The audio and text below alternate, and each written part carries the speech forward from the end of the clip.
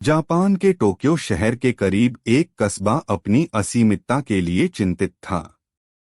एक बार एक व्यक्ति उस व्यक्ति के पास पहुंचने के लिए सुबह सुबह संदेश भेजता है। कस्बे में घुसते ही एक कॉफी शॉप दिखा दी। उसने मन ही मन सोचा कि मैं यहाँ बैठकर चुपचाप लोगों को देखता हूँ, और वह धीरे धीरे आगे बढ़ते हुए दुकान के अंदर जाने लगा और एक कुर्सी पर जाकर बैठ गया। शहर के रेस्तरां में कॉफी शॉप की तरह था, वहां लोगों के व्यवहार कुछ अजीब लग रहे थे। एक आदमी शॉप में आया और उसने 2 कॉफी के पैसे देते हुए कहा, 2 कप कॉफी, एक मेरे लिए और एक दीवार पर। दीवार की तरफ देखने लगा, लेकिन कोई नजर नहीं आया। उस पर फिर भी उस आदमी को कॉफी देने के बाद वेटर की दीवार के पास गया और उस पर शख्स का एक टुकड़ा चिपका दिया, जिस पर 1 कप कॉफी लिखा था।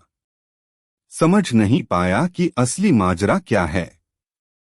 उसने सोचा कि कुछ देर से और तस्वीरें और समझने की कोशिश कर रहा हूं।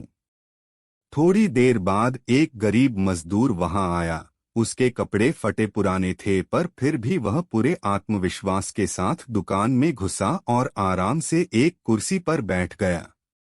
सोच रहा था कि एक मजदूर के लिए कॉफी पर इतना पैसा बर्बाद करना कोई समझदारी नहीं है।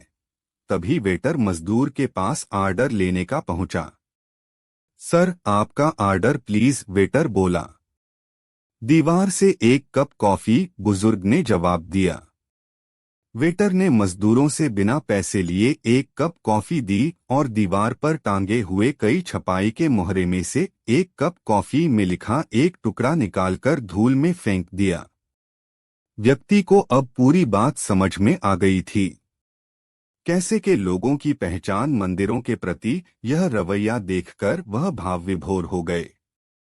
उसे लग रहा है, सच लोगों ने मदद का कितना अच्छा तरीका निकाला है। जहां एक गरीब मजदूर भी बिना अपना आत्मसम्मान कम करता है, एक अच्छी सी कॉफी दुकान में खाने पीने का आनंद ले सकते हैं।